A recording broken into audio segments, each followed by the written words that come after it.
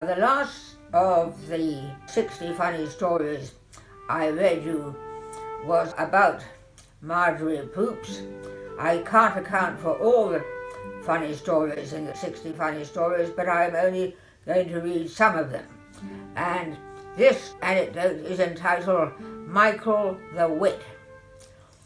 Right, here goes. My father was an amazingly witty man. He was known to his friends as Michael and to my mother as Mike. I was having dinner with him one evening and he offered me some wine. No, thank you, I said. I don't drink on Tuesdays. Why not, he asked. Because on Tuesdays I give my liver the day off. Do you dress it up in its best clothes and send it to the seaside with a bucket and spade? Asked my father. My father was very witty on another occasion. I was in bed with a cold. I was wrapped up in towels and was making extremely heavy weather of my complaint. My father came into my bedroom. Do you want me to send for a priest? He asked. And the next anecdote is about Elizabeth Taylor, the actress. I used to have a wonderful GP whose name was Dr. Victor Ratner. Dr. Victor Haim Ratner. Haim is spelled C-H-A-I-M. He was a Harley boy. Very sadly, he died an untimely death in 1993. He was also the doctor of the actress Elizabeth Taylor. She travelled all the way to London to seek his services. We both called him Ratty. Miss Taylor, you are my second most difficult patient, said Ratty to her on one of her many visits to Harley Street. You mean there is someone more difficult than me? I can't support this rivalry, said Elizabeth Taylor in a thick American accent. She added, oh, Ratty, when am I going to meet this person? Ratty told me that Miss Taylor would be visiting his consulting rooms in London one summer's afternoon. He introduced me to her. I said, I understand you are Ratty's second most difficult patient. She looked straight through me. Well, apparently I am his first most difficult patient, I said. The bloody woman had absolutely no sense of humour whatsoever. Is that really so? She muttered. This anecdote is entitled An Unfortunate Phone Call. I have a cousin called Simon Scott who works in the film industry. One day I had to ring him up to cancel a dinner date with him. I gave him plenty of notice out of courtesy. At that time, he was working on a film called Eyes Wide Shut. I was totally stressed out because my father was ill and I was very close to him. I rang Simon Scott's number. I want to speak to Simon Scott, I said peremptorily. I'm afraid he's very busy right now, said a man with a lazy Eastern Seaboard American accent. I was in a terrible state because of my father. Very regrettably, I shouted, I couldn't care less if he's got his hand up a fucking horse's ass. The American repeated his words, this time in an extremely irritated tone of voice. I've just told you he's very busy right now. You can't talk to him. By this time, I was hit by a combination of acute anxiety and rage. I said, I feel the time has come for me to take your name in order to report you to your superiors. I said this, my voice raised. This is Stanley Kubrick speaking, said the American. I was dumbfounded. You are Stanley Kubrick? I grovel on trembling bended knee. I hung up pretty smartish. The next anecdote is called John Gielgud, the actor, later to become Sir John Gielgud. Just after I was born, my parents were living next door to John Gielgud, the actor, in Westminster. My parents got on amazingly badly with him for some reason. My father used to call him Stinker. I've no idea how this animosity started. Anyway, my mother somehow managed to wheel my pram with me in it through the gate into Gielgud's garden. This happened in July, and I was born in early May. Naturally, I was screaming, shouting, and making a hell of a lot of noise, as I was only 2 months old. Eventually, John Gielgud called the police and complained that I was preventing him from learning his lines. It was a case of the Nightmare Neighbour next door. And the next anecdote is called The Debauched Psychiatrist. And it goes this way.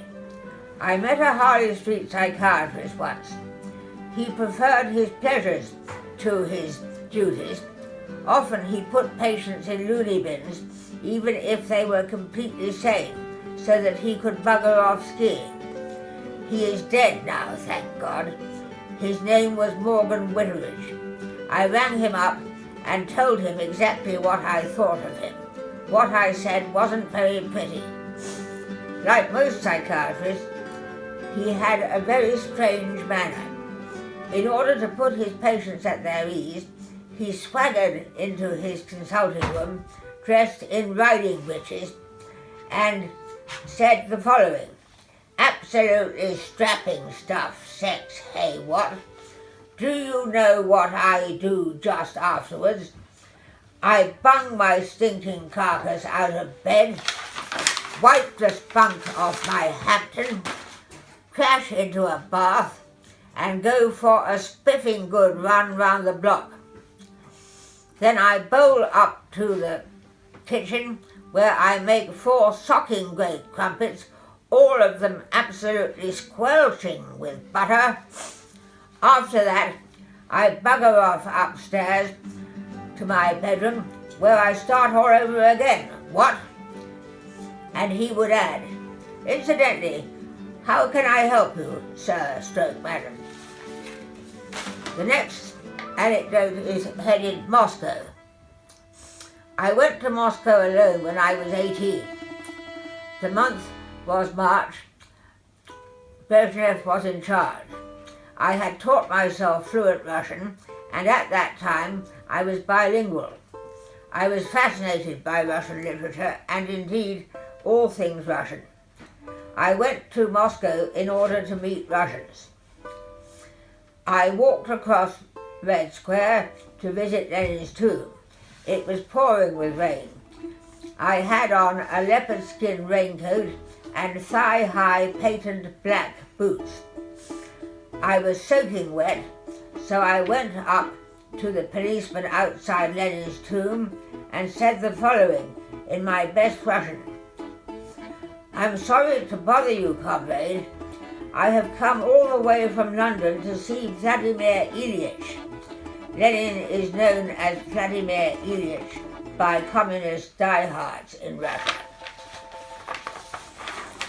I added, "I am a member of the British Communist Party, and the queue to get into the mausoleum is really very long.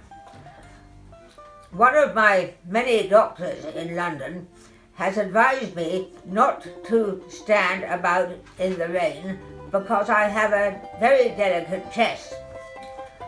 Will you please be very kind and let me go to the head of the queue, comrade?" The policeman was singularly bad-tempered. He was about 5'8" tall and had bad acne. He shouted, "Ochered, Ochered, Rada Christi," which means, "Go to the end of the queue, for Christ's sake." I didn't argue with him, because I was in someone else's country. I went to the end of the queue, and eventually I saw the old stiff. I woke up the next morning with bronchitis. On another matter, I had been warned never to speak to anyone outside my hotel room late at night. This was because certain men had a tendency to invite foreigners to parties, give them spiked drinks, and photograph them in sexually compromising situations. I longed to be approached. I had rehearsed my quip several times in front of the mirror. A bald man aged about 50, wearing a grey raincoat belted in at the waist, came up to me just as I was going into my room. He invited me to a party. I said exactly what I had rehearsed. It's now 5 to 12, and if I don't get back to my room by midnight, I'll miss hearing your glorious national anthem being played on the radio. The man looked absolutely dumbfounded. Good night, comrade, he eventually managed to splutter. I made friends with quite a few Russians during my stay in Moscow. Among them were 2 oversexed students the same age as me. They came from the Black Sea and were visiting the capital. I met them in the bar of the Hotel Russia in Stienka-Razin Street. They spent about 2 hours trying to persuade me to receive them in my bedroom and to conceive the sons they both wanted. Eventually, I got bored with them. Over and over again, I tried to explain that there was a babushka, or grandmother, who sat in every corridor to make sure that Russians didn't go into foreigners' rooms. Incidentally, I chatted up the babushka who sat near my room. I practiced my Russian on her, and she was really quite friendly. She asked me where I came from, and I told her I was from London. She said her daughter was learning English, and she asked me when I was going home. I said that unfortunately I was going home the following morning. She replied, "There is nothing unfortunate about going back to one's motherland," and she said this very sternly. Finally, I was minding my own business and having black bread and lemon tea for breakfast in the hotel dining room the following morning. A good-looking man, aged about 30, sat down opposite me. He said in Russian, "You have such beautiful big brown eyes. Tell me about your soul." I replied, "Not now, comrade. After I've finished my breakfast, maybe." He stared at me while I was finishing my breakfast. He had a beaming ear-to-ear smile which never left his face. I was rather embarrassed. Basically, however, I had a really good time in Moscow. It was particularly exciting as it was during the Cold War and everyone went about cloak and dagger. My mother did not do as well as I did when she was visiting Russia, years before I was born. Stalin was in charge when she went to Russia. Firstly, she travelled on the Trans-Siberian Railway.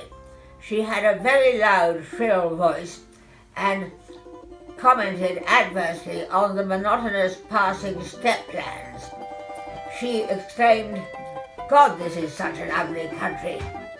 Can you beat the phenomenal ugliness of this country?" She travelled with others to Vladivostok.